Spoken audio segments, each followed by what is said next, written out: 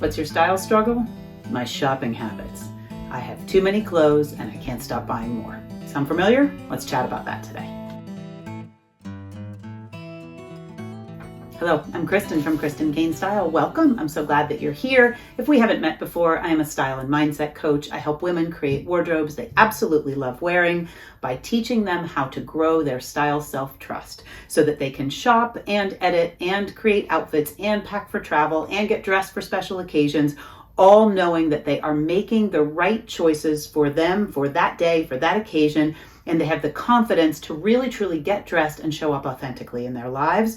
If you would like to work with me one-on-one, style therapy is how I do that. There is a link down below that explains the complete program. It's my signature program. It has come from over 20 years in closets and fitting rooms with women, and my deep desire to really help women to create lasting change around building a wardrobe that lights them up and really serves them in all areas as they get dressed for their lives. If you're interested in more information about working one-on-one, style therapy is my signature program. There is a link down below that explains all the details. With 20 plus years of experience in closets and fitting rooms, helping women build wardrobes they love wearing and really understanding that the mindset and what you're thinking and feeling about all of it is really what the problem is. That the problem doesn't lie in the clothing and the fit and the way you're combining the pieces. The problem is usually somewhere in a limiting belief or 2 or 10 that has been playing on repeat in your mind for many, many years, probably since childhood. And once we identify that, the whole process of shopping and getting dressed and editing and all of it just becomes way more effortless. So if you're interested in working one-on-one, or you think you might be, I do offer a free 1-hour consultation call where I can help you understand what style therapy is all about. I can gain more information about what your specific struggle is so that I can be sure that I can help.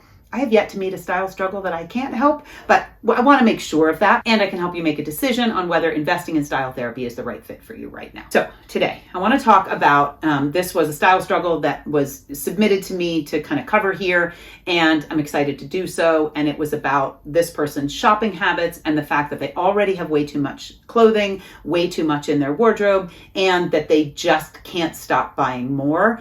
And this is a common situation. It's kind of one or the other. I have women who I work with who and talk to and hear from who shop an excessive amount and still are left feeling like they're never quite landing it. They're never quite getting it right. They don't have the pieces that will solve the problem. And I have lots of clients who are kind of on the opposite side of the camp where they just don't shop because it feels way too overwhelming. They never find what they're looking for. They're not sure what to buy. They're not sure what they like. They're not sure where to find it. So they don't shop. So it's kind of one or the other. As I have mentioned here before, when I coach, like as I'm going to coach through this, the questions that I'm going to ask will likely work for you if you're in the no shopping camp. So if you're someone who doesn't shop very often versus continues to shop and can't stop, if you don't have a shopping problem in that you shop too much, your shopping problem is that you don't shop enough. Some of these questions are likely going to be able to be applied to the not shopping side and also uncover some truths that will be helpful for you to solve the problem yourself, to solve this struggle. So, shopping habits, I have way too many clothes and I can't stop shopping. The first thing I would coach on with a client, the way that I would coach on this, is to ask you to identify the triggers. So I would ask you what happens prior to you shopping and when you're shopping. What thoughts and feelings, what situations, what circumstances. Every time I have a fight with my husband, I go spend $1,000. Every time my daughter tells me she and the kids aren't going to come over for dinner, I buy something online. You know, what is the trigger? Whenever I miss my mom, I go shopping. I go to the mall because that was our spot where we hung out together. What are the things that make you feel like shopping? What triggers the urge to buy something? Whether it's online, whether it's, in person going to a mall, what is the trigger? What comes up for you before you go in to make the purchase? What are those thoughts and feelings? And I would really get a piece of paper and a pen or a pencil, type this out on your computer or your phone. I like writing because I feel like our brains give better answers when we're physically writing, but I know that's not the best for everyone. So come up with what happens that makes you want to shop? What are the feelings? What are the thoughts? Oftentimes it's I'm bored, I'm lonely, I am trying to be spiteful to my spouse or partner, I'm feeling unworthy, I'm feeling like I don't fit in my social circle, so I feel like I need to keep finding pieces that are going to, make me feel more authentic or more appropriately dressed in those social situations.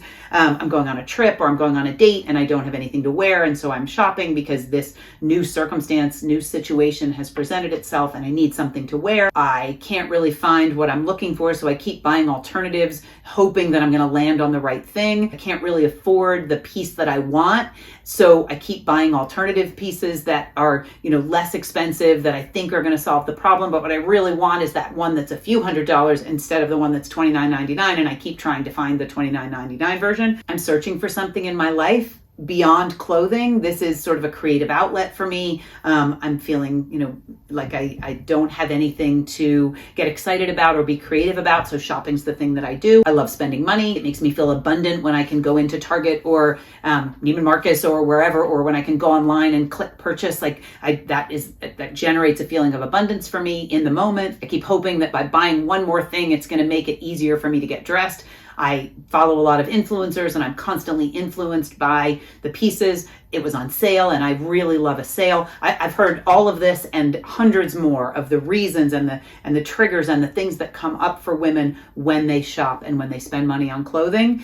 And I recognize that our society is set up to get us to shop. Trends and retailers and manufacturers and designers, they want us to keep buying. They don't want women to ever feel, or men, but men seem to have less time and energy. It's not a pastime for men to go shopping, where most of the women I know grew up going to the mall with their friends and hanging out and, buying new clothes for every occasion. That's not usually the way the male population or the male identifying population does this. But it doesn't really matter what gender you are. It really is just about, are you seeking something when you shop? And if so, what is that thing? And what triggers you to shop? What makes you feel like you need to go spend money? You need to go acquire more pieces? What's the underlying kind of thing that is happening that is creating the reaction and the result and the action of going to shop? And then I would also ask, do you ever feel fully satisfied after you make a clothing purchase? Because I know when I have worked retail that there is a lot of, okay, I love this, I'm going to buy it, I'm going to take it home. And then 2 days later, they're back in Anthropologie or back in wherever and returning the piece kind of sheepishly at the counter because they made such a big deal out of this being the piece and they loved it so much. And now they're back in returning it. And I guess the question that I would really ask yourself is, do you have evidence of making clothing purchases that you feel really amazing about, that you, after the fact, did not have buyer's remorse, that you really, truly were like, that was the greatest 50, 80, 100, 1,800, six, however many dollars, that was the greatest money I possibly could have spent. That piece performed beautifully. I felt amazing every time I put it on. Do you have evidence of shopping being successful? Or do most of your shopping trips on the other side leave you with this sense of emptiness still, that your closet is full, but you don't really feel good about the things that you've purchased? Which is it for you? What's happening? What's the result? Are you shopping and everything you buy you're loving? In which case you have too much clothing and you're maybe spending more money than you want, but you're really good at it. And how can you stop because you're so good at it? Or is it the reverse, that you're feeling the remorse, but you really truly feel like it's kind of an addiction almost, and that high of shopping and bringing a new piece home, it kind of doesn't matter, or it hasn't until now, doesn't matter that it doesn't feel good afterwards and you don't end up loving and feeling great about the piece. And then I would ask, have you ever tried to resolve this problem? Have you ever tried to change your shopping habit? And if so, what have you tried? Has it worked? How long has it worked? What created the circumstance? If it worked for a while, what made you start again? I've heard countless reasons for why it maybe worked to break a shopping habit and then you came back to it. Well, my dad died and I needed something for the funeral, and that kind of triggered the whole thing again, and I just started shopping again. Or we moved from one area to another and all of a sudden I didn't have the same great shops, so I started to shop online and now I just can't stop. Or my best friend moved away and I always went shopping with her and now I'm really lonely, and so I just shop alone and I just keep buying stuff. There are so many reasons why you might have been successful for a period, but you haven't really changed the thoughts and the feelings and the mindset around the shopping habit that you're not happy with. And if you don't change those those things, the mindset and the thought process, and recognize what's happening there, then if a circumstance happens that triggers the need for the shopping, you're just going to start shopping again. Nothing's gone wrong. It really is a practice. You're training your brain to do something different. If shopping has been something you've done on repeat, then it makes sense that it's a bit of a struggle, like quitting anything or shifting any habit.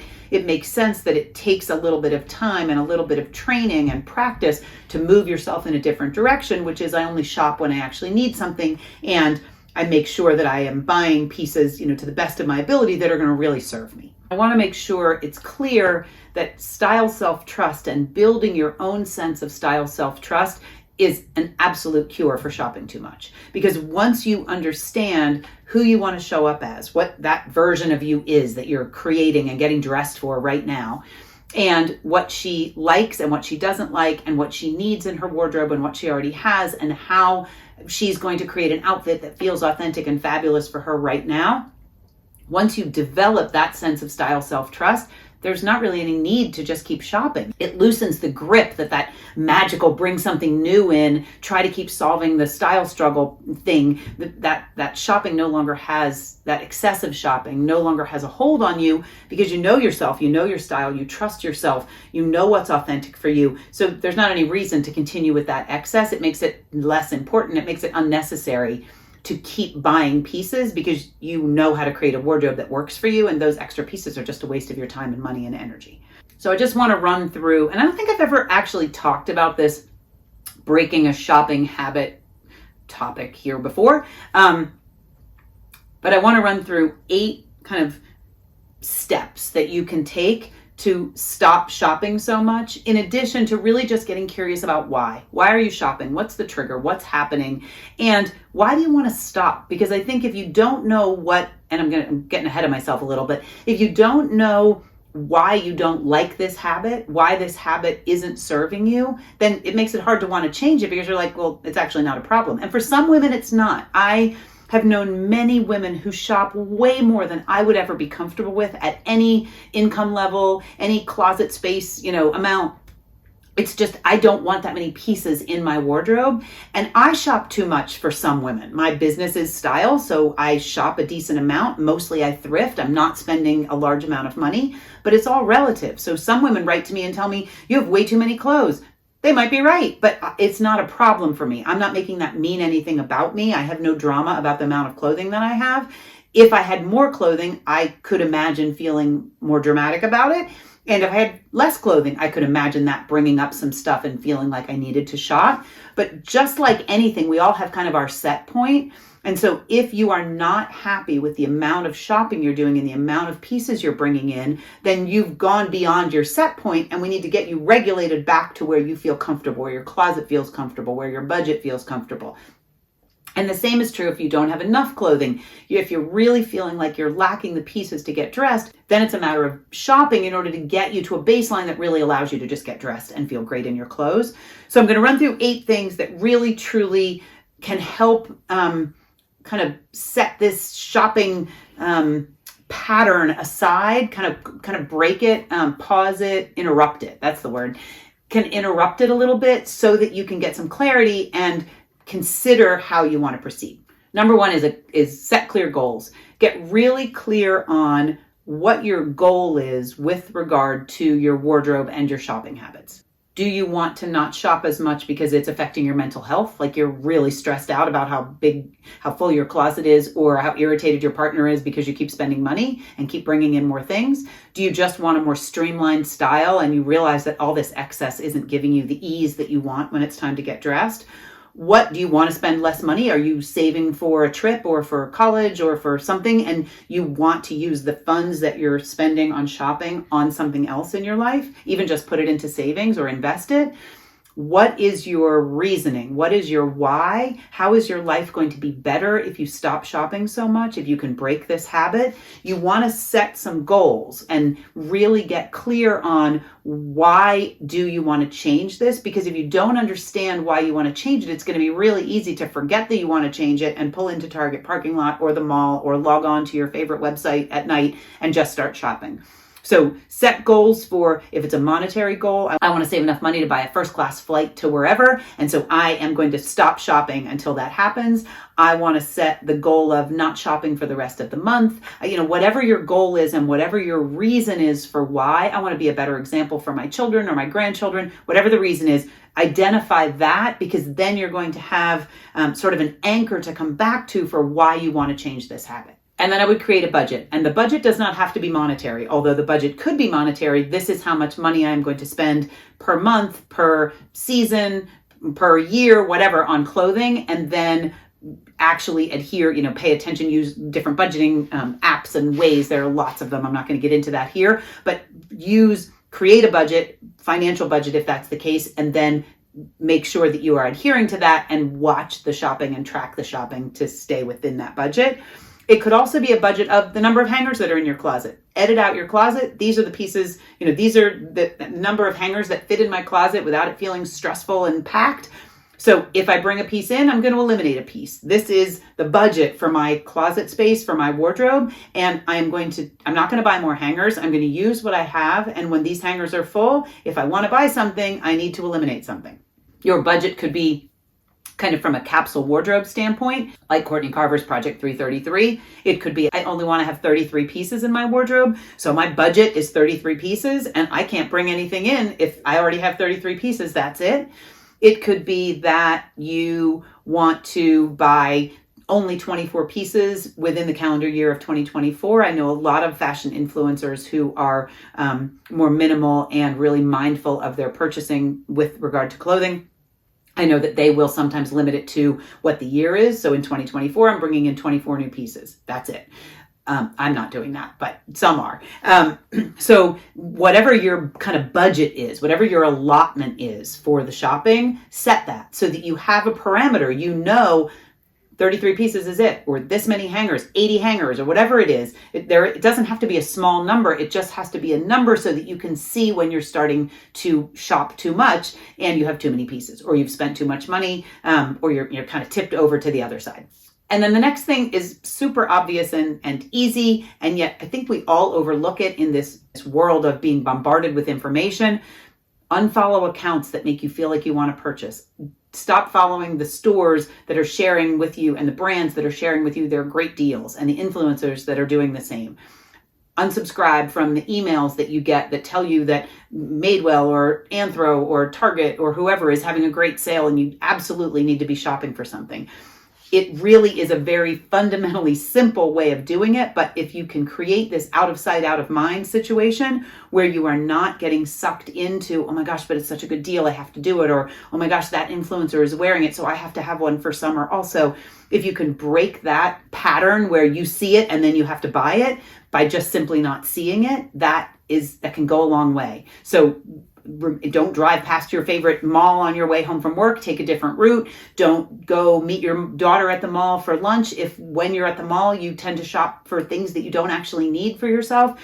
Change the habits that are related to the shopping habit so that you can begin to put some space between the act of purchasing and the way you're living your life so that you're not automatically kind of looped back into that, well, I'm driving by the mall and every Friday I stop after work and I buy something, or late night I have a glass of wine and I sit and scroll through all the sale pages, that I get in my email and then I buy something. Change those habits, break that habit so that the habit of shopping can be broken more easily. Limit the temptations. And then find alternatives. Look for activities that will fill the void of shopping. So if you're going to stop shopping so much, do something different. If you usually meet your friends to shop and have lunch at the mall, ask them to have lunch at a local botanical garden, or go to a movie instead, or meet for breakfast and a walk around the park. Do something different. Find alternatives to spend your time and energy, and alternative ways to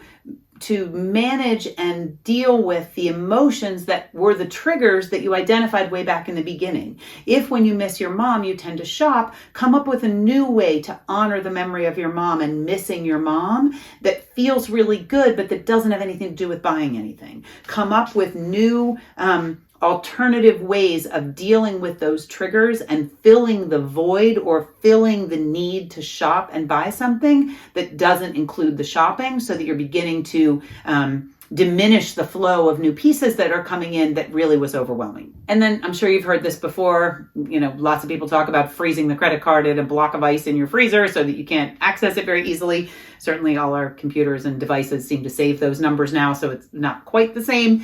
But I would implement some sort of waiting period. Bless her, we used to have a client at Anthropologie who every single time she came into the store, she would put multiple things on hold. She would try on lots of things. She would winnow it down to, a handful, and then she would ask us to put them on hold until the next day. We did a 24-hour hold. We would always lovingly, willingly put these items on hold for her, knowing that 9 times out of 10, more than 9 times out of 10, she was not coming back to purchase those garments. She had a beautiful way of enjoying the experience of trying on the clothing in Anthropologie and considering the pieces and putting them on hold. And she really rarely spent any money on those items, but she got some sort of satisfaction. She spent probably more time than she maybe, well, who am I to judge?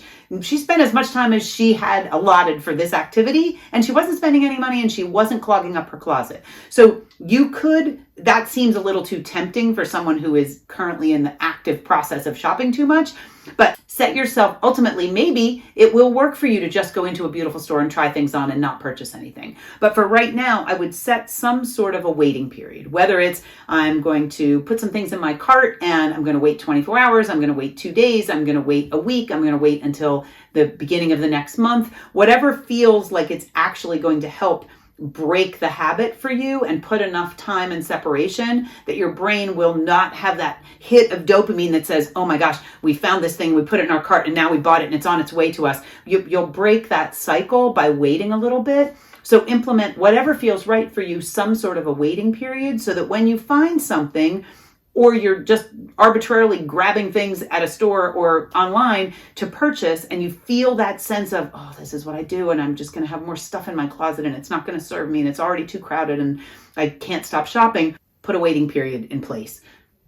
I am going to look at these things, but I will not buy them for at least a week. Whatever that is for you, whatever feels right for you. And you might have to try a couple things. You might give it 48 hours and still buy. And you might realize, man, I need 7 days. 7 days is kind of the sweet spot. And if I wait 7 days, usually I'm like, I didn't actually really need it. Or it's no longer available in my size, or it's sold out completely, or whatever the case might be. So implement a waiting period so that you're beginning to put some space between the act of just continually bringing more things in, and you have a little bit of breathing room in there to kind of identify, why am I feeling like I want to buy?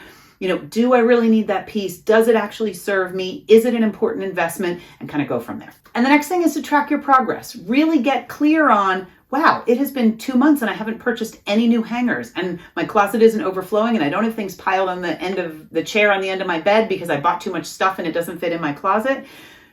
Check your bank account. If the money is something that you're tracking, track how much money you've actually saved by not making those purchases. When you feel like I want to make a purchase and it would be $89, write that down somewhere so that you're really keeping track of, look at all this money I didn't spend on these clothes, and applaud yourself and celebrate yourself for that. Keep track of what's happening and how the pattern is changing and how the pattern might be staying the same, so that you can dig a little deeper into, okay, but I'm still having trouble with online shopping. I've stopped going into the mall. I've stopped driving past the mall, but I'm still having trouble when it's time to shop online. When I sit down and start to put things in my cart, that's still a problem. I'm not having as much success there. Why not? What happens online? It's later at night. I'm tired. I'm alone. Whatever the things are that come up, find a way to track your progress and then do that so you can celebrate how far you've come. And if you see that you're not making as much progress as you might have hoped, you can begin to look deeper as to why. And I would say seek support. This is one of those areas, certainly if it's a real, true addiction kind of problem, seek professional help from someone who can help you really truly break that cycle. If it feels more like it's just something that you've gotten in the habit of, it's become a pattern, you don't love it, but your brain likes the hit of making those purchases and bringing more pieces in, but then you feel kind of yucky afterwards. You're like, oh, I didn't need all this and now it's in the way and I either have to return it or whatever. ask for help. Chances are there is a family member or a friend who is very aware of what's happening with you, very aware of the fact that this shopping habit is not lighting you up, it's not filling you up, it's not actually making your wardrobe more amazing. And they would likely be more than happy to be an accountability partner for you and really help you see where and when. They might have more clarity, see where and when this is happening, and they might have more clarity into, oh yeah, I've noticed that you always order packages after you visit your kids, or you always, whatever that might be. They might be able to shed some light on it that you can't see because you have a little bit of a blind spot around this habit that maybe has been in place for many years. So seek support. Ask someone to kind of help you and give you some honest feedback and just be your accountability person in this journey of breaking the habit of shopping too much. And then lastly, I would say make sure you celebrate and reward yourself. And I don't mean reward yourself by buying all the things that you didn't buy over the course of a month or a season or whatever, because that obviously isn't solving the problem. But reward yourself, whether it's with something that has nothing to do with clothing. It could be a beautiful bunch of flowers. It could be going on a lovely date with someone. It could be having, a special way that you celebrate just by yourself. You go get a massage, you go get a facial, manicure, whatever. Maybe it's that you've really always wanted this certain handbag or this certain pair of shoes or piece of jewelry, and you have never allowed yourself to entertain the idea of investing in that because you've been too busy bringing in all these arbitrary pieces that haven't been serving you. So maybe part of your setting up a budget is so that you can finally buy that beautiful pair of earrings or that great pair of shoes that you haven't purchased because they weren't part of this cycle of just bringing in more things. It doesn't matter what it is, but reward yourself for work well done. Reward your brain for changing the pattern and changing the thoughts and the beliefs and the feelings and the actions and creating a different result.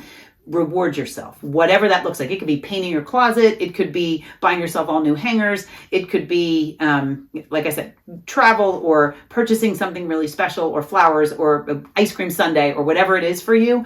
But acknowledge the fact that you are beginning to change this. Don't wait until you're perfect at it.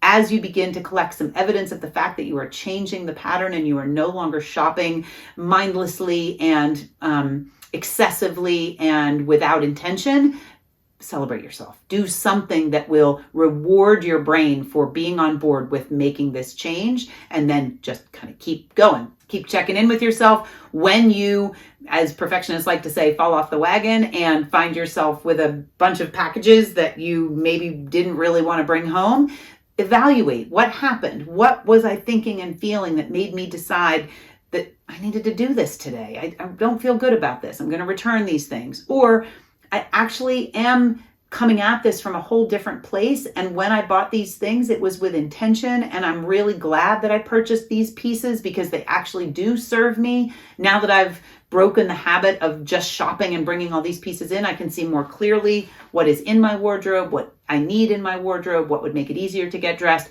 It is a process to change a habit, style related or not. And so there are, ways to kind of methodically go through the process of changing a habit that has been in place for a long time that we no longer feel good about. And I hope that the information that I shared, if you are someone who finds that you are shopping, whether it's you're shopping way too much or whether you're just shopping and not buying pieces that are really lighting you up and serving you, all of this kind of works. Getting more clear on why and on what's happening, and then setting your goals and kind of working through the list that I gave. I am hopeful that, that will help. What happens with you in shopping? Are you someone who tends to buy things that then don't actually serve you and you feel bad about it? Are you someone who, on the other side, really avoids shopping at all costs and doesn't feel like there's any way to do it and do it well? There are lots of ways to solve both of these issues, and I hope that this coaching has helped even just a little bit. If you would like my help one-on-one, getting totally messy into your style struggles so that we can resolve them, it's like the best thing ever. I promise. It truly is so much fun for me to show women how fun it can be for them to let go of all the limiting beliefs and unearth what's really going on and preventing you from having great style, because great style is attainable and achievable and available to every woman. And I love helping you find it. Style therapy, the link's down below. If you're interested, you can book a 1-hour free consult. I'm over on Instagram if you would like to hang out with me over there at Kristen Cain Style over there also. And I'll be back next Friday. I hope you have a really, really beautiful week, and thanks so much for tuning in.